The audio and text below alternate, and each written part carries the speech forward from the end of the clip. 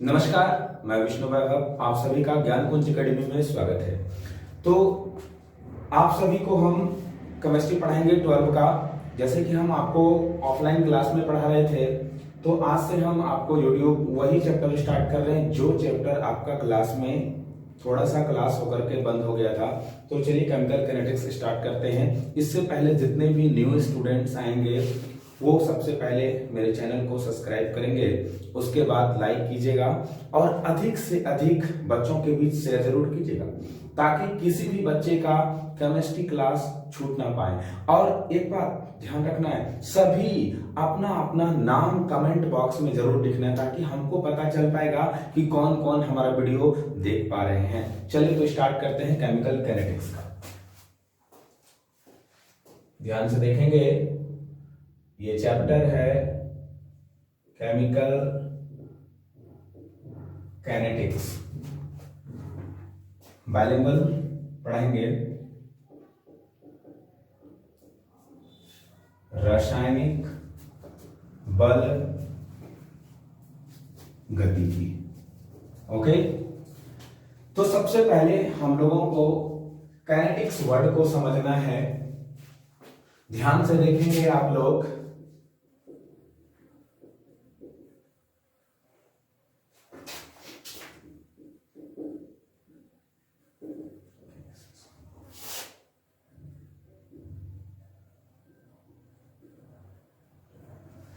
ये जो kinetics word है इसकी जो उत्पत्ति हुई है वो एक काइनेसिस वर्ड, ग्रीक का एक काइनेसिस वर्ड है जिससे इसका उत्पत्ति हुई है। कहने का मतलब हुआ कि एक ग्रीक वर्ड काइनेसिस है और काइनेसिस से ही काइनेटिक्स का उत्पन्न होता है। और काइनेसिस का जो मीन्स होता है वो होता है मूवमेंट। क्या होता है? मूवमेंट। और मूवमेंट का मतलब होता है गति। क्या होता है? गति। अगर आपको किसी भी प्रकार का वर्ड में प्रॉब्लम आ रही है तो आप मेरे कमेंट बॉक्स में बोलेंगे, अगला वीडियो में हम लोग राइटिंग पर ध्यान देंगे। तो मूवमेंट, तो किसमें मूवमेंट? इसका मतलब केमिकल काइनेटिक्स का यहाँ पे जो है किसी रासायनिक अभिक्रिया में मूवमेंट को दिखना है। तो ध्यान से आप लोग नोट डाउन करना स्टार्ट करेंगे। हम लिखना स्टार्ट करते हैं, काइनेटिक्स शब्द की उत्पत्ति एक ग्रीक वर्ड निशब्द ग्रीक शब्द काइनेसिस से हुई है, जिसका अर्थ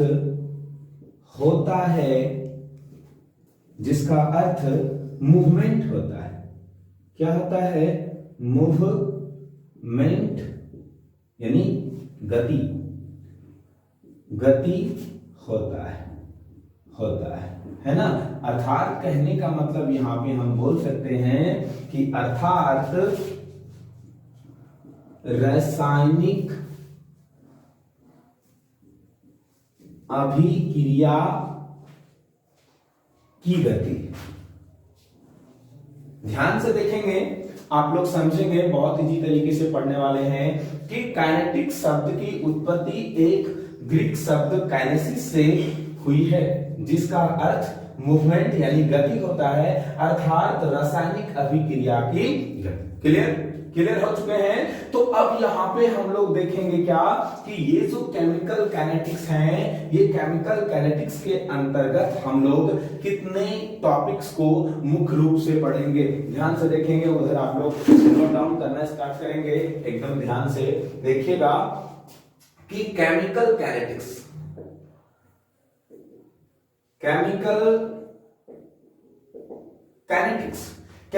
काइनेटिक्स के अंतर्गत हम लोग 3 टॉपिक को मुख्य रूप से पढ़ते हैं। कितने टॉपिक्स को पढ़ते हैं? 3 टॉपिक्स को पढ़ते हैं, बहुत ज्यादा इंपॉर्टेंट है। पहला टॉपिक है रेट ऑफ रिएक्शन। क्या है? Rate of reaction. ठीक है। दूसरा है फैक्टर और तीसरा है मैकेनिज्म। ठीक है, तो आप यहां पे देख पा रहे हैं क्या कि मुख्य रूप से केमिकल कैनेटिक्स के अंतर्गत हम लोग 3 टॉपिक का अध्ययन करते हैं, है ना। कितने टॉपिक का अध्ययन करते हैं? 3 टॉपिक का अध्ययन करते हैं। तो आप लोग पहले इसको लिखेंगे, वीडियो को पॉज करके आप लिख सकते हो आराम से। पहले बोर्ड जो था छोटा था, आज बड़ा वीडियो पे हम शूट कर रहे हैं। तो केमिकल कैनेटिक्स जो है वो रेट ऑफ रिएक्शन, फैक्टर और मैकेनिज्म तीनों को पढ़ेंगे इस टॉपिक में। अब यहाँ पे क्या है कि आपको हम हिंदी भी दिखा देते हैं कि रेट ऑफ रिएक्शन का मतलब क्या हुआ। चलिए दूसरा मार्कर का उपयोग करते हैं, शायद आपको दिख रहा है कि नहीं दिख।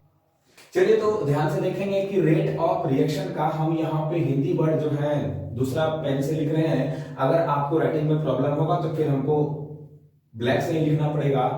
बताइएगा कि अभिक्रिया की दर, है ना।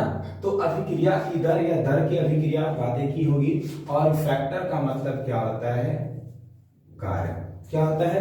कारक होता है। और मैकेनिज्म, और हम लोग जो मैकेनिज्म को पढ़ेंगे ये होता है कार्यविधि। क्या होता है? कार्यविधि। क्लियर आ रहा है ना। चलिए तो अब हम लोग देखते हैं इस चैप्टर के अंतर्गत हम लोग 3 टॉपिक को पढ़ेंगे। तो एक इजी सा बात है कि आप लोग ध्यान से देखेंगे कि अगर हम इसका परिभाषा निकालना चाहेंगे केमिकल कैनेटिक्स क्या है, तो क्या आप लोग बता सकते हैं? तो गौर से देखेंगे कि केमिकल कैनेटिक्स के अंतर्गत क्या पढ़ेंगे? Rate, factor, mechanism. मतलब कि भौतिक रसायन की वह शाखा जिसके अंतर्गत रेट, फैक्टर और मैकेनिज्म का अध्ययन करते हैं उसी को हम लोग केमिकल कैनेटिक्स बोलते हैं। तो चलिए हम लोग केमिकल कैनेटिक्स को आप उम्मीद करते हैं कि आप लोग ये लिख चुके होंगे, शायद वो रहने देंगे, इसको हम लोग इरेज करते हैं। तो आप लोग डेफिनेशन को लिखेंगे, परिभाषा को लिखिएगा। अब यहां पे क्या है कि केमिकल कैनेटिक्स,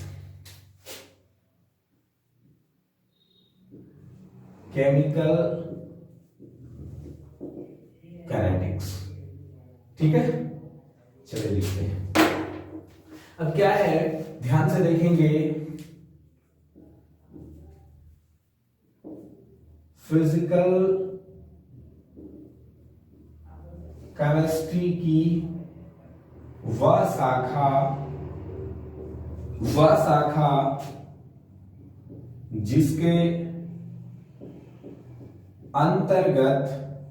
जिसके अंतर्गत दर या वेग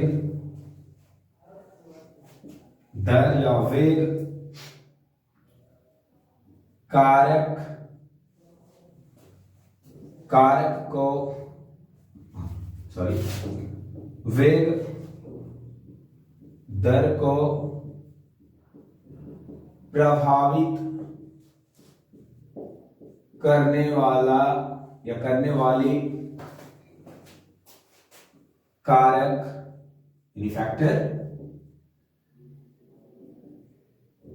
फैक्टर, है ना। एवं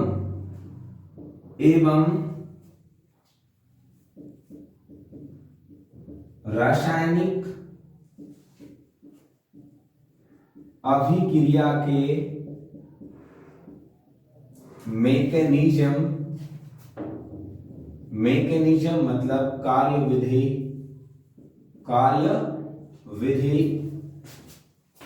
का अध्ययन करते हैं, उसे chemical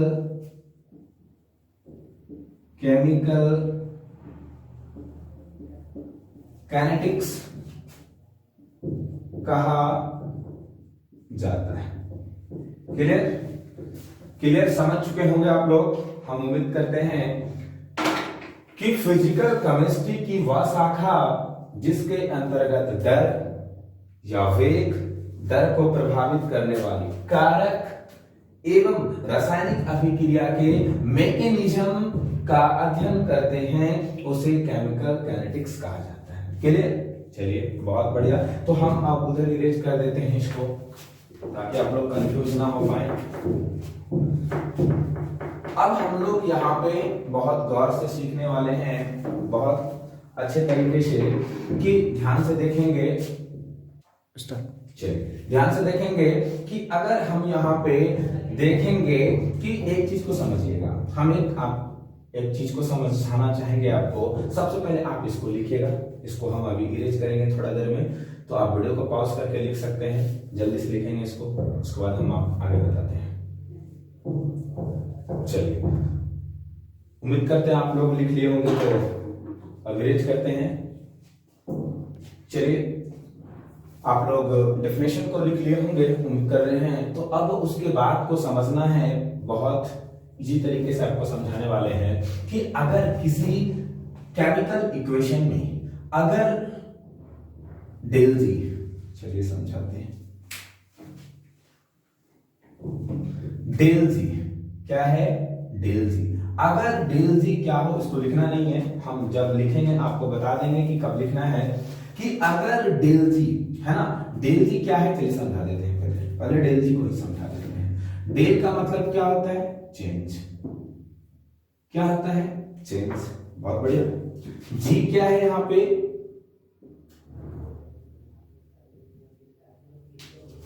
Gibbs energy, Gibbs energy, ठीक है। तो अब यहां पे क्या है कि डेल जी है। क्या है? डेल जी है। इसका मतलब हो गया कि change in Gibbs energy. Clear?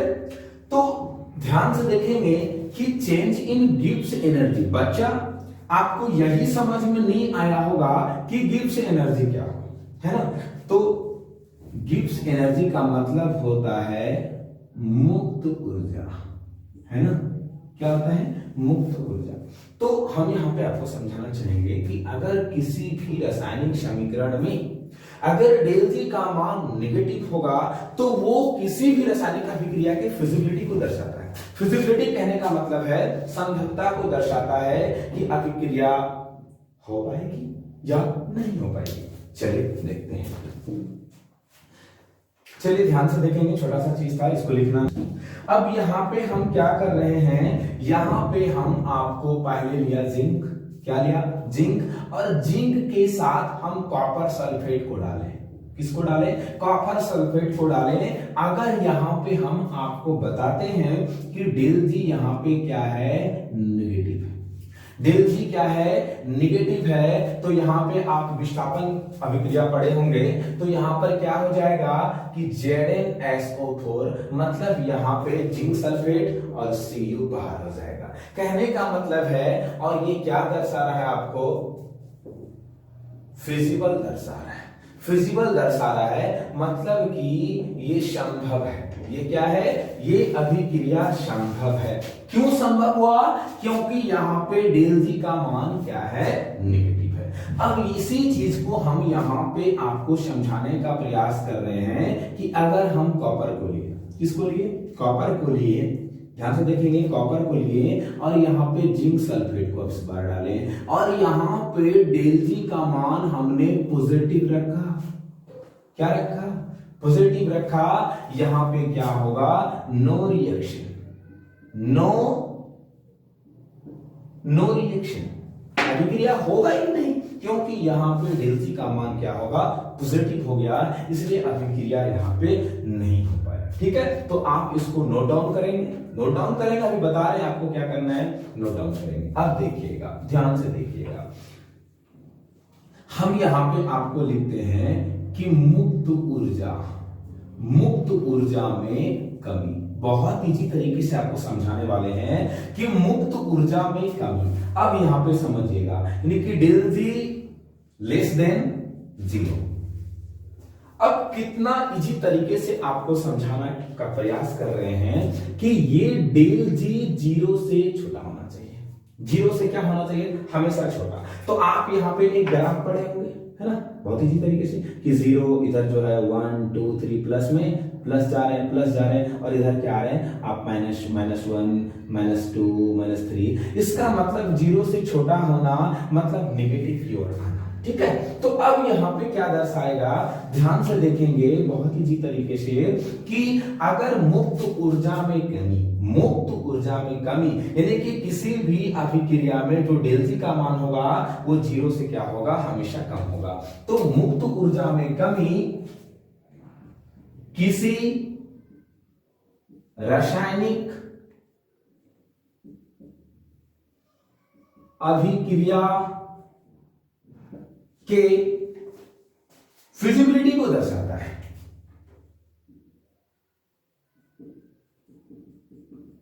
Feasibility को व्यक्त या दर्शाता, व्यक्त करता है, व्यक्त करता है ना। तो फिजिबिलिटी का मतलब होता है यहां पे संभवता,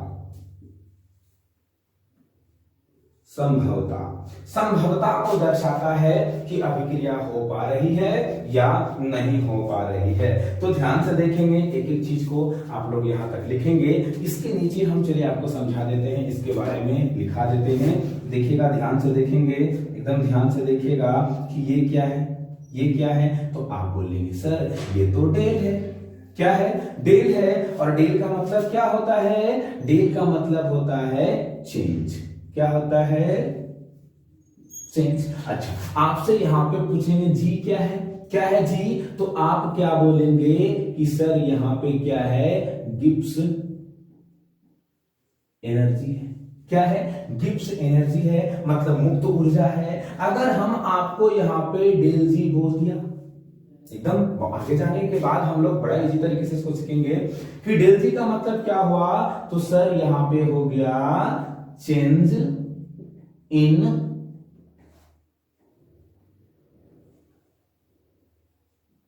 गिब्स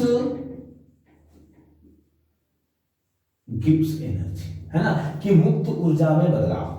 ये बहुत इंपॉर्टेंट है, बहुत ज्यादा इंपॉर्टेंट है। यहां तक आप लोग नोट डाउन करेंगे, आगे की ओर हम बढ़ेंगे। ठीक है, चलिए जल्दी से लिखेंगे, जल्दी जल्दी लिखिए, वीडियो को पॉज करके लिख सकते हैं आप। केमिस्ट्री को तो बच्चों आपके माइंड में एक प्रश्न आ रहा होगा कि सर इतना डीप क्यों पढ़ा रहे हैं। ये डीप का फायदा आपको उस दिन देखने को मिलेगा जिस दिन हम ऑब्जेक्टिव कराएंगे, और उस दिन ऑब्जेक्टिव लाइन बाय लाइन से उठेगा, और उस दिन आपको लगेगा कि हाँ केमिकल कैनेटिक्स हमने पढ़ा और हमसे इतना ऑब्जेक्टिव बन रहा है। आपको बोर्ड एग्जाम में कितना मजा आने वाला है आप जान सकते हैं। इसलिए किसी भी चैप्टर का आप लोग एकदम पूरे डीप तरीके से पढ़िए, है ना, किसी भी बोर्ड में कोई परेशानी आपको नहीं हो। इसलिए हम आपको डीप पढ़ा रहे हैं, तो वीडियो को आप स्किप करके नहीं देखेंगे, नहीं तो आपको ऑब्जेक्टिव बनाने में परेशानी हो सकती है। ठीक है ना, तो चलिए स्टार्ट करते हैं फिर से। तो अब यहां तक हम लोग पढ़ चुके थे। अब एक बात आपको कहना चाहेंगे, हम लोग यहाँ पे देख लिए थे कि ये जो डेल जी है ये जीरो से हमेशा क्या होगा, छोटा होगा। इस चीज को हम अभी साबित करते हैं। ध्यान से देखिए, ध्यान से देखना है, एकदम ध्यान से देखना है, आपको ध्यान से देखना है, समझिएगा, है ना, कि किसी रासायनिक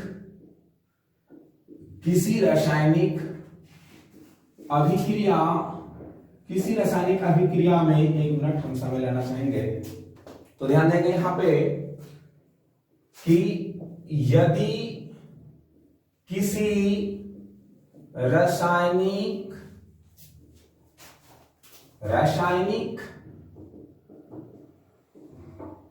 अभिक्रिया के लिए डेल जी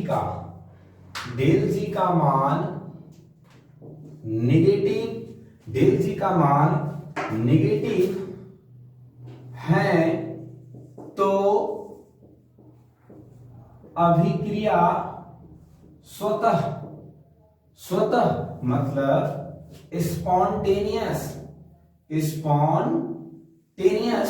है ना, हो जाती है, हो जाती है, मतलब कि अभिक्रिया क्या हो जाती है, स्वतः हो जाती है। कहने का मतलब यहां पे हुआ कि अगर डेल जी का मान निगेटिव है, डेल जी का मान अगर निगेटिव है तो ये अभिक्रिया क्या होगा, स्पॉन्टेनियस, मतलब क्या हो जाएगा, स्वतः हो जाएगा, अभिक्रिया स्वतः हो जाएगी। लेकिन यही बात अगर दूसरे मायने में यहां पे समझा जाए कि यदि किसी रासायनिक अभिक्रिया के लिए, यदि किसी रासायनिक अभिक्रिया के लिए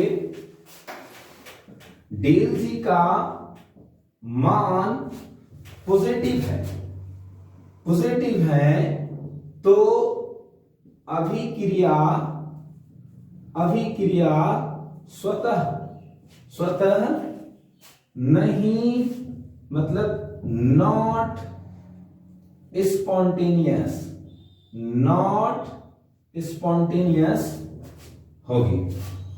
होगी। तो यहां पे शॉर्ट में अगर कहना चाहेंगे कि अगर यहां पे डेल जी का मान पॉजिटिव होगा तो ये अभिक्रिया क्या होगा, नॉट स्पॉन्टेनियस। समझ चुके होंगे आप लोग, हम उम्मीद करते हैं। तो आप लोग इसको लिखेंगे अच्छे तरीके से, है ना, जल्दी जल्दी लिखेंगे। चलिए, उम्मीद का समस्या होगा तो आप मेरा व्हाट्सएप नंबर पे क्वेश्चन कर सकते हैं कि सर हमको ये समस्या आ रही है। मेरा व्हाट्सएप नंबर है 8271945008। ठीक है, चलिए, ये मेरा व्हाट्सएप नंबर है। ओके, चलिए, अब जहां तक आप लोग लिख लिए होंगे, है ना, लोगों को पढ़ना है कि जितने भी रिएक्शन है वो कितने प्रकार के हैं, क्लासिफिकेशन करते हैं। तो आप लोग यहां पर समझेंगे रेट के आधार पर। किसके आधार पर हम लोग करने वाले हैं, रेट के आधार पर। तो आप लोग न्यू टॉपिक स्टार्ट कर रहे हैं कि classification of reaction on the basis of rate, है ना। टॉपिक को इंग्लिश लिखना बहुत जरूरी होता है, मतलब दर के आधार पर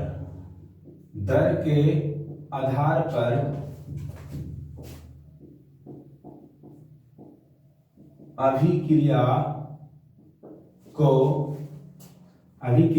के वर्गीकरण।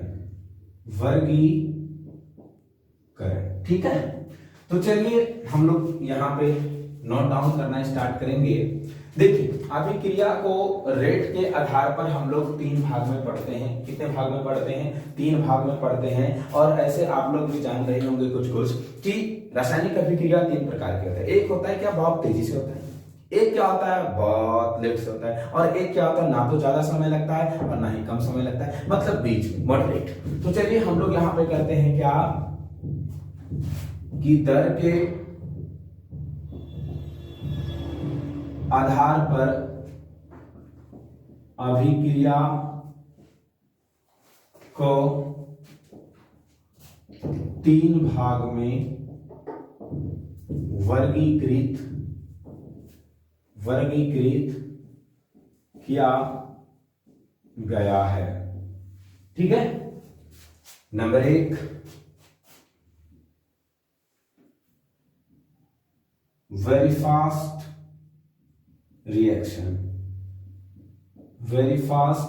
Reaction, number B very slow reaction, number C moderate reaction. चलिए हम सबका हिंदी लिख देते हैं। वेरी फास्ट का मतलब होता है अति तीव्र अभिक्रियाएं। ठीक है दोस्तों, वेरी स्लो का मतलब होता है अति मंद, अति मंद अभिक्रियाएं, ठीक है। और मॉडरेट का मतलब होता है मध्यवर्ती अभिक्रियाएं। क्लियर? चलिए, ये आप लोग नोट डाउन करेंगे बहुत इजी तरीके से। चलिए नोट डाउन करेंगे आप लोग, वीडियो को पॉज करके आप लिखिएगा, और जैसे कि आप मेरा क्लास में नोट बनाते हैं उसी तरह हम आपको बोलेंगे भी कभी कि व्हाट्सएप ग्रुप है, जिस भी नए बच्चे को मेरा व्हाट्सएप ग्रुप पे जुड़ना है कि आज हम लोग कौन सा वीडियो डालने वाले हैं, तो आप मेरा व्हाट्सएप नंबर पे अपना नाम के साथ भेज सकते हैं, हम आपको व्हाट्सएप ग्रुप में जोड़ लेंगे ताकि आपको किसी भी प्रकार का परेशानी नहीं होगी, ठीक है ना। तो करना क्या है कि जैसे आप मेरा क्लास में नोट्स बनाते थे उसी तरह नोट्स बनाते चलना है। तो चलिए जल्दी जल्दी लिखेंगे आप लोग, ध्यान से देखेंगे आप लोग, गौर कीजिएगा कि हम लोग अभिक्रिया को 3 प्रकार से पढ़ते हैं। तो नंबर ए को हम लोग परिभाषित करना शुरू करते हैं कि नंबर ए में आपको क्या समझाए थे कि वेरी फास्ट रिएक्शन, है ना। वेरी फास्ट का तो आप लोग हिंदी जान चुके हैं, क्या होगा कि अति तीव्र अभिक्रियाएं, ठीक है। अति तीव्र अभिक्रियाएं मतलब जो तेजी से होता है ना। चलिए तो अब हम लोग यहाँ पे समझने का प्रयास करेंगे कि वैसी रासायनिक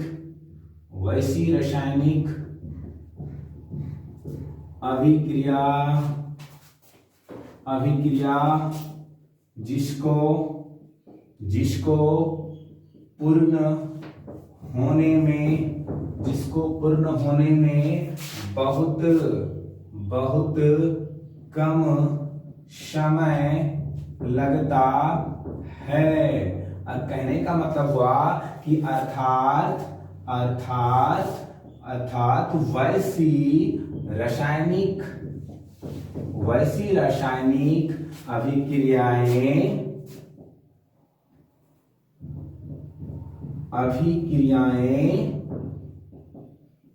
जिसका रेट मतलब दर बहुत अधिक होता है उसे वेरी फास्ट रिएक्शन कहा जाता है, ठीक है ना। क्या कहा जाता है उसको?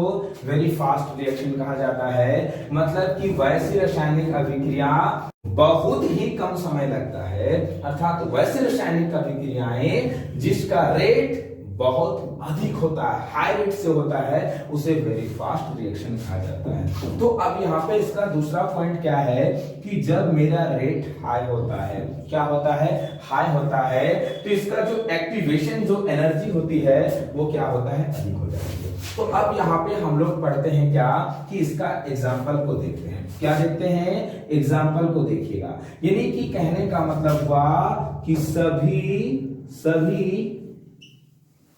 आयनिक रिएक्शन, जितने भी आयन वाला रिएक्शन होगा टोटल का टोटल इसका एग्जाम्पल होगा। तो हम एग्जाम्पल को यहां लिखने का प्रयास कर रहे हैं, ठीक है ना। आयनिक रिएक्शन आप लोग समझ रहे होंगे कि केटायन और एनायन वाला, यानी कि प्लस और माइनस वाला को आप समझेंगे। ध्यान से देखेंगे कि पहला ही हम एग्जाम्पल ले रहे हैं क्या कि सिल्वर नाइट्रेट। क्या ले रहे हैं? सिल्वर नाइट्रेट, है ना। तो सिल्वर नाइट्रेट को हम किसके साथ ले रहे हैं? सोडियम क्लोराइड के साथ ले रहे हैं। किसके साथ ले रहे हैं? सोडियम क्लोराइड के साथ ले रहे हैं। तो अब यहाँ पे आप गौर से देखिएगा कि जो सिल्वर होता है वो केटायन होता है और जो नाइट्रेट होता है वो क्या होता है? एनायन होता है। यहाँ पे जो सोडियम है वो क्या है? केटायन है, और जो क्लोरीन है वो क्या है, एनायन है। तो जो यहाँ पे केटायन है वो एनायन के साथ रिएक्शन करेगा और यहाँ पे जो एनायन है वो यहाँ पे केटायन के साथ अभिक्रिया करेगा और एक इधर से कंपाउंड बनाएगा। क्या कंपाउंड बनाएगा ध्यान से देखेंगे कि AgCl है ना, सिल्वर क्लोराइड प्लस यहाँ पे सोडियम नाइट्रेट बनाएगा, है ना। ये जो एग्जाम्पल हुआ, ये एग्जाम्पल क्या है कि वेरी फास्ट रिएक्शन, क्या है, वेरी फास्ट रिएक्शन। चलिए एक और एग्जांपल लेकर के आपको बताते हैं। जैसे कि मान लीजिए हम हाइड्रोक्लोरिक अम्ल लेंगे, क्या लेंगे, हाइड्रोक्लोरिक अम्ल ले रहे हैं और हाइड्रोक्लोरिक अम्ल के साथ हम सोडा, आप लोग समझ रहे हो ना, सोडियम हाइड्रोक्सी को जैसे डालते हैं तो आप यहां पे जान रहे हैं कि हाइड्रोजन क्या होता है, केटायन, क्लोरीन क्या होता है, एनायन, सोडियम क्या है, कैटायन, यहाँ पे जो हाइड्रोक्सी जो है वो क्या है, एनायन है। तो ये केटायन जो है ये एनायन के साथ आया और ये जो एनायन है ये केटायन के साथ आया। मतलब पहला जो कंपाउंड बनाया ये बनाया सोडियम क्लोराइड और उसके साथ क्या बनाया, वाटर के बनाया। यानी कि ये दोनों जो अभिक्रियाएं हैं दोनों का दोनों आयनिक अभिक्रिया हैं। इसी को हम लोग कहते हैं वेरी फास्ट रिएक्शन। क्लियर है, very fast reaction, very fast reaction. चलिए तो आप लोग लिखिएगा इसको जल्दी से। तो आप यहां पे जो है वीडियो को पॉज करके लिखिएगा, मतलब कि वीडियो को जैसे ये वाला प्ले बटन होता है ना, ऐसे करके इसको क्या करना है, इसको टच करना है, वीडियो रुक जाएगी, आप आराम से इसको लिख लेंगे, फिर आप आगे बढ़ेंगे, ठीक है ना। वीडियो को पॉज करके लिखना है बच्चों। चलिए ध्यान से देखेंगे, यहाँ पे आप लोग गौर करेंगे कि number a very fast clear हो चुका है। अब हम लोग पढ़ेंगे वेरी स्लो रिएक्शन। तो बच्चों आप लोग कोशिश करेंगे अपने मित्र के साथ शेयर करने का कि अब जो है केमिस्ट्री पढ़ना हुआ आसान, क्योंकि हम आ चुके हैं अब यूट्यूब पे। आपको घर बैठे पढ़ाई करना है और अधिक से अधिक शेयर करेंगे। अगर आपको किसी भी प्रकार का समस्या आ रही है तो आप मेरा व्हाट्सएप नंबर पे आप हमको बता सकते हैं, या फिर आप ये कमेंट बॉक्स में जाकर के लिखेगा, ताकि हम मोटिवेट हो पाए आपके बातों से और लगेगा कि हाँ हमको और क्या इंप्रूव करना चाहिए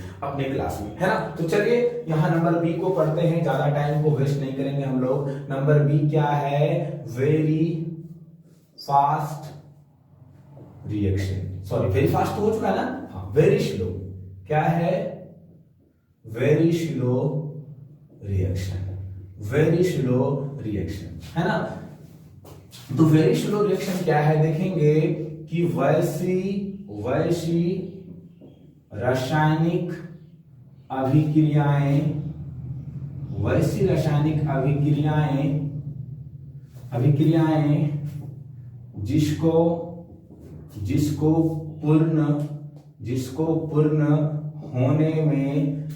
पूर्ण होने में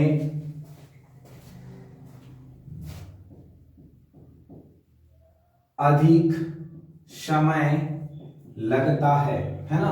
कहने का मतलब है जिसको पूर्ण होने में, इसको और इजी बना देते हैं, वैसे रासायनिक अभिक्रियाएं जिसको पूर्ण होने में महीनों या वर्षों लग जाते हैं। कहने का मतलब दूसरे पॉइंट हम कहेंगे, अर्थात वैसी रासायनिक अभिक्रियाएं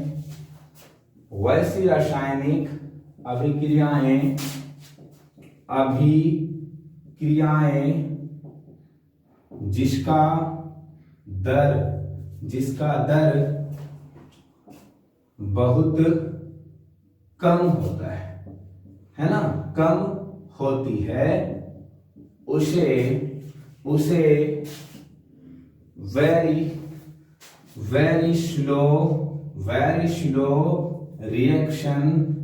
स्लो रिएक्शन कहा जाता है। जैसे हम एग्जांपल लेंगे, आपको बहुत इजी तरीके से समझ में आ जाएगा। ध्यान से देखिएगा कि वैसे रासायनिक अभिक्रिया जिसको पूर्ण होने में महीनों या वर्षों लग जाते हैं, है ना। जैसे कि अगर आप देखे होंगे कि एक रॉड को लीजिए, अगर आप रॉड को देखेंगे, रॉड में जंग लगता है ना, वो भी केमिकल रिएक्शन ही है ना।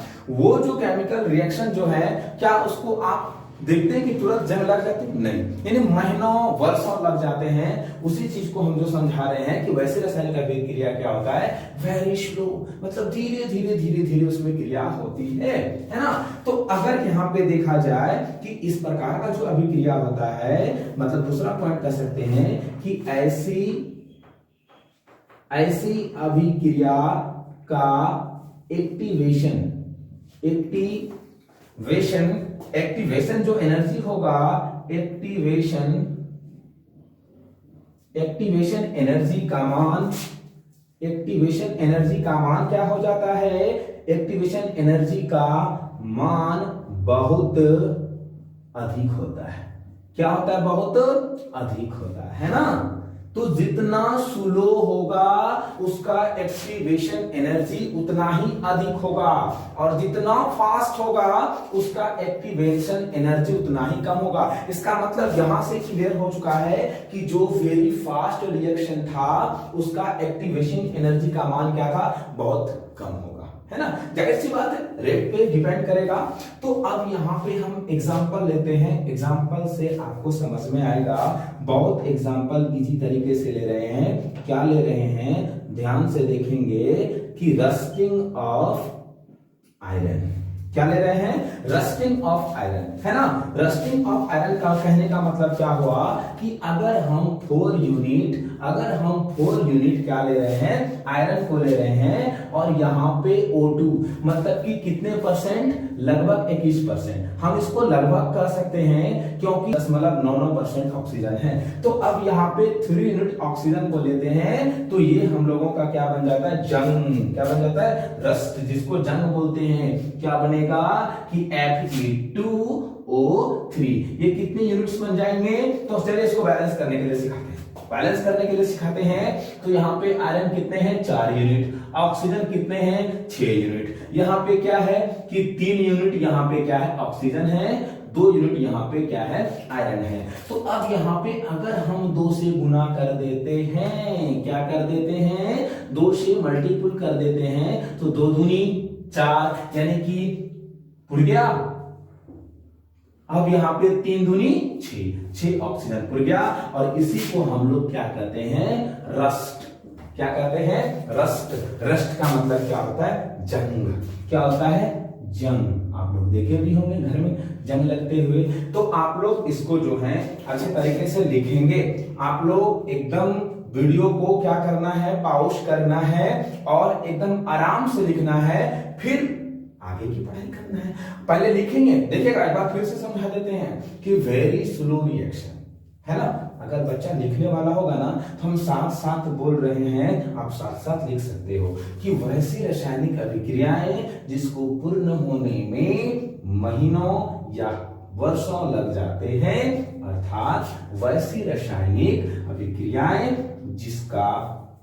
जिसका दर बहुत कम होती है, उसे वेरी स्लो रिएक्शन कहा जाता है। मतलब जो रिएक्शन जितना स्लो होगा उसका एक्टिवेशन एनर्जी जो है बहुत अधिक होगा। ठीक है, बच्चे के मन में जाएगा कि एक्टिवेशन एनर्जी का मान क्या हुआ, सक्रिय ऊर्जा। ठीक है ना। चलिए नोट डाउन करेंगे वीडियो को पॉज करके आप। तो बच्चों, आप जो है हमारे साथ जितना हम मेहनत कर रहे हैं आप भी मेहनत करेंगे। और आप जानते ही हैं कि हम ऑफलाइन क्लास में कितना ज्यादा मेहनत करते हैं और ऑनलाइन में भी उतना ही मेहनत कर रहे हैं। तो आप भी घर पर बैठ करके मेहनत करिए, है ना। और आप वीडियो को स्किप ना करें। एकदम छोटी छोटी बात जो है बड़ी बड़ी बात बनेगी, और जब हम ऑब्जेक्टिव लेकर के आएंगे उस समय आपको मजा आएगा और लगेगा कि हाँ हम डीप पढ़े हैं। और बच्चों, डीप से ही क्वेश्चन आता है। हाँ, एक चीज करेंगे कि जो बीएसईबी के लिए, बीएसईबी एग्जाम के लिए जो भी 2021 के लिए इंपॉर्टेंट होगा हम उसको टिक आउट करें। बच्चों, इसको अधिक फोकस करना है, ठीक है ना। लेकिन ऑब्जेक्टिव बनाने के लिए पूरा आपको सब्जेक्टिव हर एक टॉपिक को पढ़ना उतना ही महत्वपूर्ण है ना। चलिए बच्चों, तो आप लोग ध्यान से एकदम मेरे वीडियो को देखेंगे, लाइक करेंगे और अधिक से अधिक शेयर कीजिएगा, ठीक है ना। और कमेंट बॉक्स में अपना नाम जरूर लिखिएगा आप लोग। चलिए स्टार्ट करते हैं हम लोग नंबर सी, है ना। क्या था, कि मॉडरेट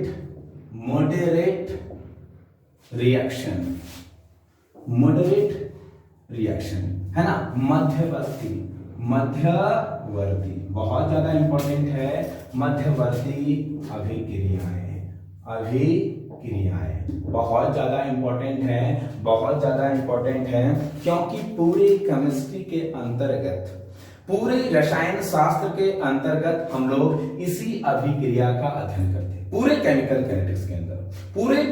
कैनेटिक्स के अंतर्गत हम लोग मॉडरेट रिएक्शन का अध्ययन करते हैं। तो अब हम लोग यहां पे लिखते हैं, ध्यान से देखेंगे कि वैसी रासायनिक अभिक्रिया जिसका दर ना तो अधिक और ना ही, और मध्यवर्ती का मतलब होता है मॉडरेट, ना तो ज्यादा ना ही कम, बीच वाला मध्यवर्ती होती है, उसे मॉडरेट रिएक्शन कहा जाता है। क्या कहा जाता है? मॉडरेट रिएक्शन कहा जाता है ना।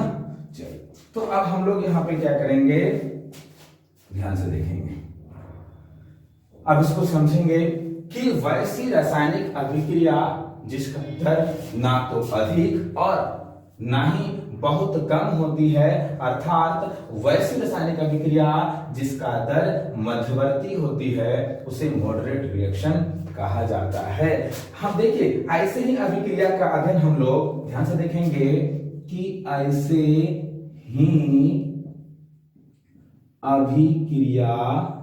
ही अभिक्रियाएं जिसको बोल सकते हैं, ऐसे ही अभिक्रियाएं का अध्ययन हम लोग केमिकल काइनेटिक्स के अंतर्गत करते हैं, है ना। चलिए, बहुत इजी तरीके से आप लोग समझने वाले हैं, यहां तक आप लोग समझिएगा। आगे हम लोग बहुत ज्यादा इजी टॉपिक को आपको पढ़ाने वाले हैं। चलिए, लिखिएगा आप लोग, गौर से लिखना है, अच्छे तरीके से लिखना है। चलिए ध्यान से देखेंगे कि अब हम लोग यहाँ